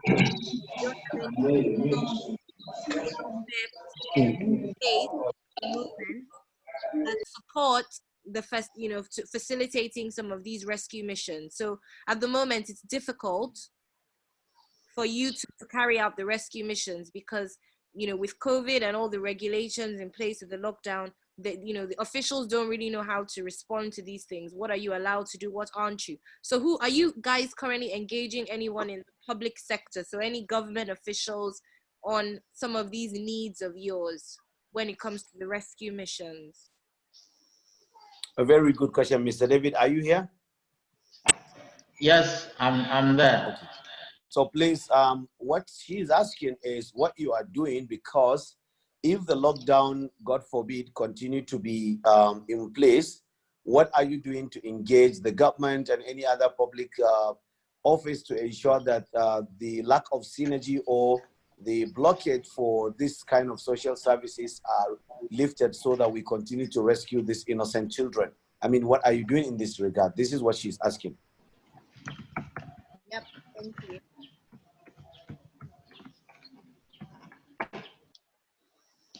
Okay, I will be waiting for the Director of Child Development to answer that question. I don't know if he's here because they are doing a lot of things in that department, in that unit, to make sure that the government in this part of the world, the local government chairman, have been seeing some local people coming around once in a while, and he's doing a whole lot of work in that regard. So if Mr. Orok is there, Mr. Orok, are you there? Yeah. Okay, so that question, you can say something about it? Yes, it actually was a major concern to us when the lockdown started and we saw that the restrictions did not, people that are taking up social services were not included as essential workers. We wrote to the government, of course, as at this time, the Ministry of working, so we couldn't have, but the state government actually were the ones that gave out the pass for essential services. Sorry, and at this time, the ministries were closed. Sorry. Can you hear me? No, I wanted to know which ministry was it that you said you were engaging? Which ministry? We were working with at the time of the lockdown. Now the lockdown has been eased. So as at the time of the lockdown, we were actually working with the police because the Ministry of Women Affairs and Social Welfare were also on lockdown. So the possibility of gaining access to the ministries was not there. So we actually were networking with the police, who are actually the major enforcement of the lockdown rule to ensure that we navigate through. But now with the ministries, the lockdown has been eased, activities are in place. So, all right. Okay, so I think I have Asuko online who wants to ask question. Are you here, please? Asuko, do you want to ask question? Hello. Hello. Yes. Yes. We can hear you. Okay, I actually wanted to, I remember Mustafa talked about in case the lockdown continues. Yes. I know the executive director wrote to, had a meeting, has had few meetings with people in the ministry over the past few weeks. Within this period, he got a pass, which I think the pass has expired right now because it's no longer functioning. So he got a pass, but there's no lockdown. So he had a conversation with someone at the Ministry of Women Affairs and Social Welfare who facilitated the signing of a pass for ACAEDF. Oh, great. So, but I think the pass is expired since it was meant for 3 weeks or so before the ease of the lockdown. So, Mr. Director, I think moving forward, what usually happen, I know we facilitated some of these ease of restrictions in Lagos, in Port Harcourt, and the most recent was in Ekiti, and one again in Delta, was to reach out to the NCDC directly, give them a bio of the organization, and then they will link up with the state and list the organization part of the social services. So it will not be a matter of pass that will expire. It will now be a full engagement. Anytime there is any pandemic, not only COVID-19, they will list the organization as part of those that will be.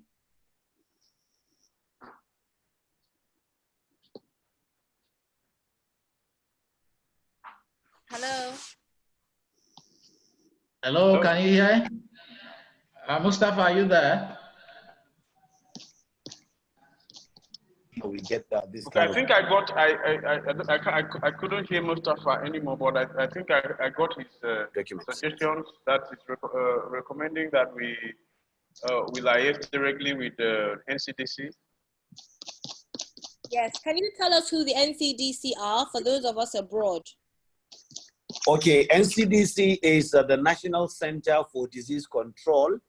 is the only health body that is chartered with the responsibility of carrying out the major activities to address the pandemic of COVID-19. And at the state level. Great, that's a really great suggestion, because that was actually going to be my next point. The layers with the state government lists can be able to, that can be given opportunity to operate even within COVID-19. So I'm suggesting that we reach out to. Yep. Sorry, I think there's an overlap, but I think Mustafa, because it has worked in four states. So yeah, the network.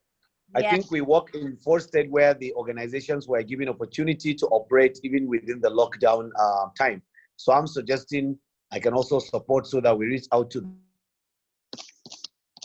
Yep, I agree. And actually, that was my next suggestion, in that I think we should definitely. The national pool in turn, to do this, yes. Yeah, I think we should definitely be engaging more than one sort of ministry on this issue, because I think it overlaps. So some of the things you guys have described today, so such as the the fact that children, for example, are blaming the parents might have COVID symptoms or COVID, and the children are being blamed for the cause of some ailment. So if a lot of the child witch branding is related to ailments, and there being this link, I think definitely public health it's a good time for your public health ministry to get involved in this, and that might give you guys more leverage to carry out the work that are there right now. Yeah, I quite agree with you. We need to diversify.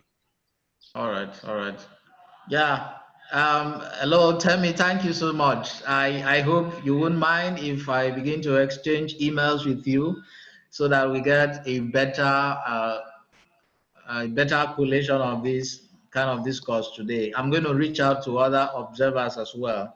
We are planning to come out with a newsletter which will carry most of our discussions today, and it's going to be one of its kind, because this is the first time in the history of the planet that we are talking about COVID-19, and in a sense, because this is like a contemporary period and children are being faced with new challenges. Organizations, NGOs particularly, are being faced with these new kinds of challenges. The government cannot just sit and do nothing. That's why we are having this conversation.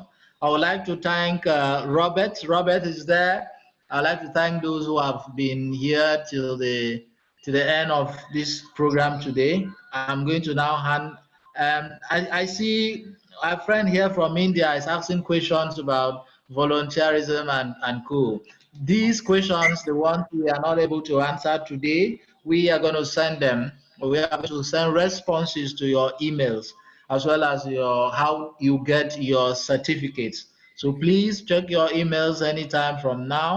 We really thank the Executive Director of Land of Hope for being here. Please welcome. Let's welcome the Executive Director of African Children's Aid Education and Development Foundation to give Mr. us David, a closing.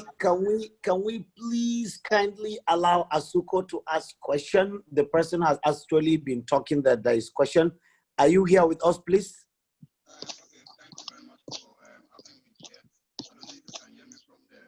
We can't hear you. We can't hear you well. We want to give you the opportunity to give us the last question, please. Okay. Yes.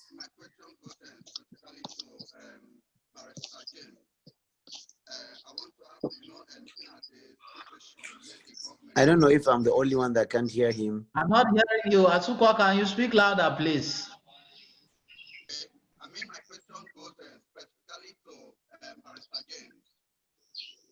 Looking at the situation where the government neglects to implement the government, like a private state government, neglects to implement the child rights law that was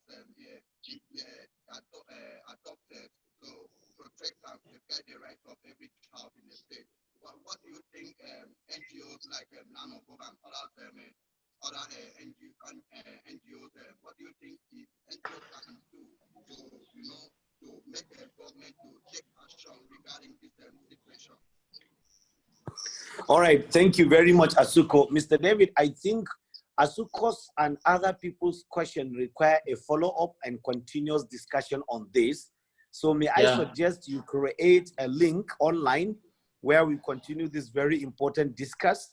And may I also request that yourself, myself, and the 4 observers should have another meeting at the best time we agree, maybe over the weekend, because this particular discussion has called for continuous engagement with a lot of people so that we ensure that this course is projected upward. I think that's all. I rest my case. Thank you. Thank you very much. Thank you very much. So we are going to meet again, if that is the case, the moderators and the observers. Temirando, we still beg you to be a part of us. Gabriel Adim, I'm going to send him a message. Sophia Clement and Ayomide. Ayomide is here with us. I'm going to send us the message again. Miss Juliet Idowu. Please, please, please, when we call on you for the sake of our children, past, present, and future, please say yes to us. Thanks so much. So at this juncture, let me invite the Executive Director to say a very big thank you to us. We've spent a lot of time today. Director, over to you. Okay. Thank you so much, the moderators, observers, and presenters, Mustafa and David Francis, for doing everything possible to make sure we have a good virtual experience. And then to Barrister James Ibor, one of the presenters. You have done so much. And I thank you for your awesome presentation on the legal intricacies involving child's rights. Of course, like you have made crystal clear, the judicial impediment and the weak support of police officers, all those are the challenges we face every now and then. But one curious fact emerges here. We will continue to do our best to give our children a louder voice all over the world. And Mr.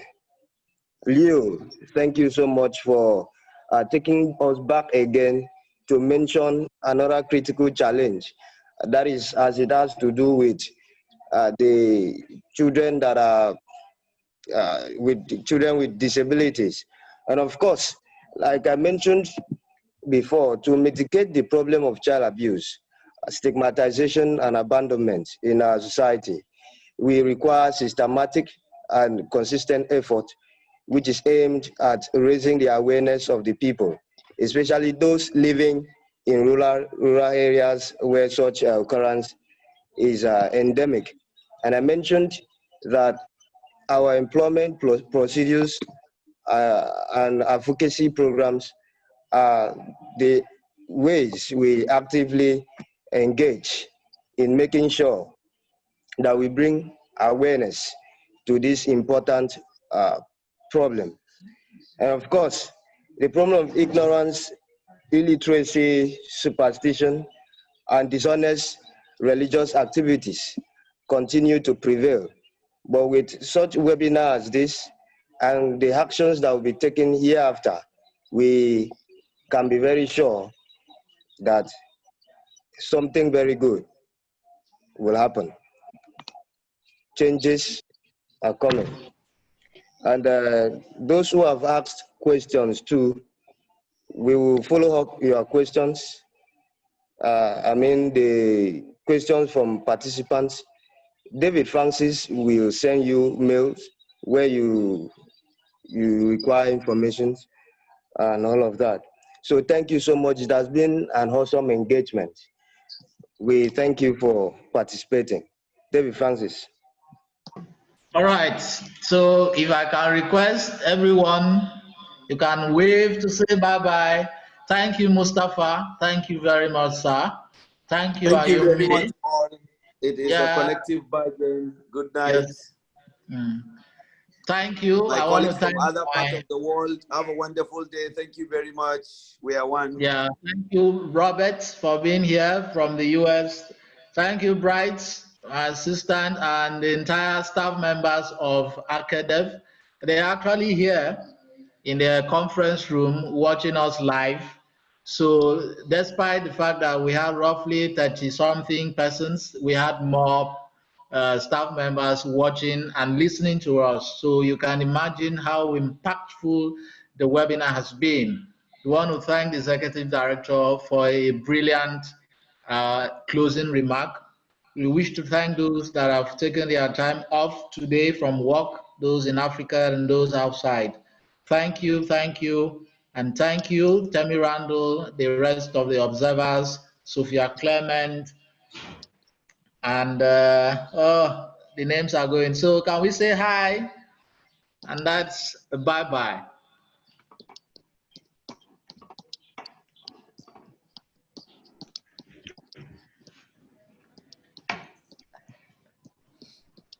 Bye-bye.